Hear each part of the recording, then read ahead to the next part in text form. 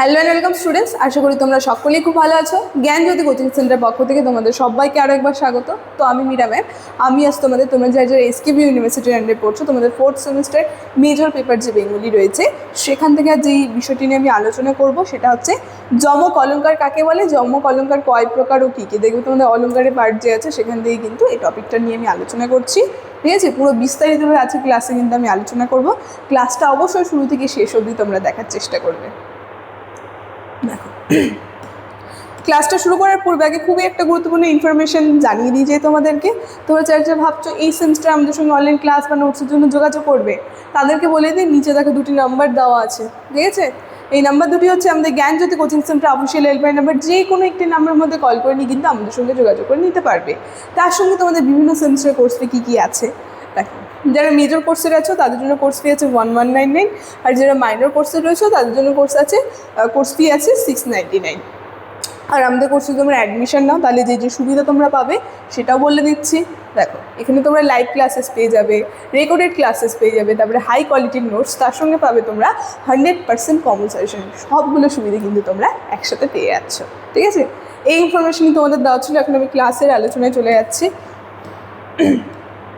প্রথমে বলেছি আজকে তোমাদের অলঙ্কারের যে পার্টটা আছে সিলেবাসে সেখান থেকে যমক অলঙ্কার কাকে বলে এইটা নিয়ে কিন্তু আলোচনা করব।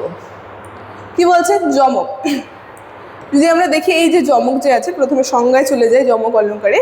কি বলছে, একই শব্দ একটি স্বরধ্বনিতে সমেত একই ক্রমে ভিন্ন ভিন্ন অর্থে একাধিকবার ব্যবহারের ফলে যে অলঙ্কার সৃষ্টি হয় তারই নাম হচ্ছে যমক। মানে শব্দ একটাই থাকবে কিন্তু তার ভিন্ন ভিন্ন অর্থ কিন্তু প্রকাশ পাবে, তখন যে অলঙ্কার তৈরি হবে সেটা কিন্তু যমক অলঙ্কার। যমক শব্দের অর্থ হচ্ছিল যুগ্ম বা দুই। ঠিক আছে, তার সঙ্গে এই যে যমক শব্দটা আছে এর অর্থ কিন্তু যুগ্ম বলতে দুই বলতে পারো। ঠিক আছে, কি বলছে, লক্ষণীয় যে একই শব্দ দুই বা তার ততোধিকবার ব্যবহৃত হওয়ায় এবং ভিন্ন অর্থ প্রকাশ করা হয় এর বৈশিষ্ট্য। মানে যমক অলঙ্কারের বৈশিষ্ট্য হচ্ছে, আমরা কি করে বুঝতে পারবো সেটা যমক অলঙ্কার, একটি শব্দ একাধিক অর্থে ব্যবহার হবে, দুই বা তার থেকে কিন্তু বেশি ব্যবহার হয়ে থাকবে, তখন যে অলঙ্কার হবে সেটা কিন্তু যমক অলঙ্কার। উদাহরণ এখানে বলে দিয়েছে সুন্দর করে। দেখো, শব্দ একই শব্দ কিন্তু মানে শব্দগুলো দুইবার ব্যবহার হবে আর তার অর্থ কিন্তু ভিন্ন থাকবে। ঠিক আছে, যেমন দেখো এখানে উদাহরণে বলেছে মাটির ভয়ে রাজ্য হবে মাটি, দিবস রাতে রহিলে আমি বন্ধ। তো মাটি যে আছে এখানে আমরা দেখবো মাটি শব্দটা, দেখো মাটি আর মাটি, তো এই যে দুটো শব্দ কিন্তু দুবার ব্যবহার হচ্ছে, মাটি শব্দটা দুবার ব্যবহার হচ্ছে কিন্তু এর অর্থ কিন্তু ভিন্ন আছে এখানে। তাই বলছে এই যে মাটি যে আছে একটি শব্দ দুইবার ব্যবহৃত হচ্ছে কিন্তু এর অর্থ কিন্তু ভিন্ন। আমরা যদি খেয়াল করি এর অর্থ কিন্তু ভিন্ন প্রকাশ পাচ্ছে এই বাক্যটায়। কি বলছে, প্রথমটা হচ্ছে ধুলা, মাটি বলতে ধুলা অর্থে ব্যবহার হচ্ছে, আর দ্বিতীয় মাটিটা বিনষ্ট হয়ে যাওয়া অর্থে কিন্তু এই মাটি শব্দটা ব্যবহার হচ্ছে। তো অর্থ মানে শব্দ কিন্তু একই থাকছে, দুইবার ব্যবহার হচ্ছে এবং তার অর্থ কিন্তু ভিন্নভাবে প্রকাশ পাচ্ছে, তখন যে অলঙ্কার হচ্ছে সেটাই কিন্তু যমক অলঙ্কারের উদাহরণ। তার সঙ্গে সংজ্ঞা নিয়ে আলোচনা করে নিলাম, উদাহরণ নিয়ে আলোচনা হয়ে গেল, এবার শ্রেণী বিভাগটা নিয়ে একটু আলোচনা করে নিই। তো এই যে যমক অলঙ্কার যে আছে, এই যমক অলঙ্কারকে আমরা দেখব 4 ভাগে বিভক্ত করা হচ্ছে। ঠিক আছে, যেমন প্রথমে বলেছে আদ্য যমক, পরে বলেছে মধ্য, তারপরে অন্ত, তারপরে হচ্ছে স্বর্গ। তো এই 4টা ভাগে কিন্তু এই যমক অলঙ্কারকে বিভক্ত করা হচ্ছে। প্রত্যেকটা যে যমক অলঙ্কার যে রয়েছে তার সংজ্ঞার উদাহরণগুলো একটু সংক্ষিপ্ত আকারে আমি বলে দিই তোমাদেরকে। প্রথমে চলে যে আদ্য যমকে, প্রথম যে যমকটা ছিল আদ্য যমক।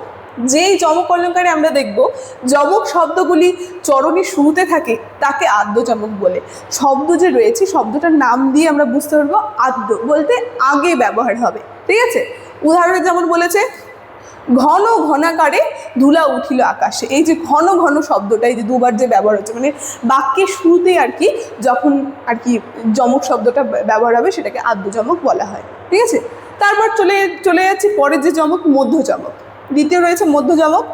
বলছে কি যে যমক অলঙ্কার যমক শব্দগুলি চরণের মধ্যে অবস্থান করে, নামটা দিয়ে আমরা বুঝতে পারছি শব্দ যে রয়েছে মধ্য বলতে মধ্যে আমরা দেখবো এই যমক অলঙ্কারটা হয়ে থাকবে, তখন সেটাকে আমরা বলবো মধ্য যমক। যেমন উদাহরণ এখানে বলে দিয়েছে। তারপর রয়েছে অন্তযমক। অন্তযমকের মধ্যে আমরা দেখব এই যমক অলঙ্কারের চরণের শেষে যমক শব্দগুলি থাকে তাকে অন্তযমক বলে। যেমন মানে কি বলছে, অন্তযমক বলতে শেষে হবে, ঠিক আছে। তৃতীয় রয়েছে শেষে আমরা কিন্তু যমক অলঙ্কারের উদাহরণ পেয়ে থাকবো। যেমন উদাহরণে দেখো এখানে খুব সুন্দরভাবে বলে দিয়েছে, দুহিতা আনিয়া যদি না দেহ, নিশ্চয়ই আমি তেজিব দেহ। তো আমরা দেখবো শেষে কিন্তু এই যমক অলঙ্কারগুলোর যে শব্দগুলো রয়েছে এটা কিন্তু ব্যবহার হচ্ছে, ঠিক আছে। তখন সেটা চলে যাবে অন্তযমকের মধ্যে। এরপরে সবার লাস্ট যেটা আছে সর্বযমক। নামটা দিয়ে আমরা বুঝতে পারছি সর্ব বলতে প্রত্যেকটা জায়গায় কিন্তু ব্যবহার হবে, মানে সবটাই কিন্তু যমক অলঙ্কারের মধ্যে থাকবে। যেমন উদাহরণ সংজ্ঞাতে সেটাই বলছে, যে যমক অলঙ্কারে যমক শব্দগুলি চরণের সমগ্র চরণ জুড়ে থাকে তাকে কিন্তু সর্বযমক অলঙ্কার বলে। যেমন উদাহরণ এখানে বলেছে, দেখো দুটা লাইন কিন্তু সম্পূর্ণ একই কিন্তু এর অর্থ কিন্তু ভিন্ন, তখন সেটা কিন্তু সর্বযমক অলঙ্কারের উদাহরণের মধ্যে চলে যাবে, ঠিক আছে। তো এই যে যমক অলঙ্কার, এটা নিয়ে আজকে ক্লাসের আলোচনা আমার এতটুকুনি ছিল। আলোচনাটি আমি এখানেই শেষ করছি। ভিডিওটি শুরু থেকে শেষ অবধি দেখার জন্য থ্যাংক ইউ।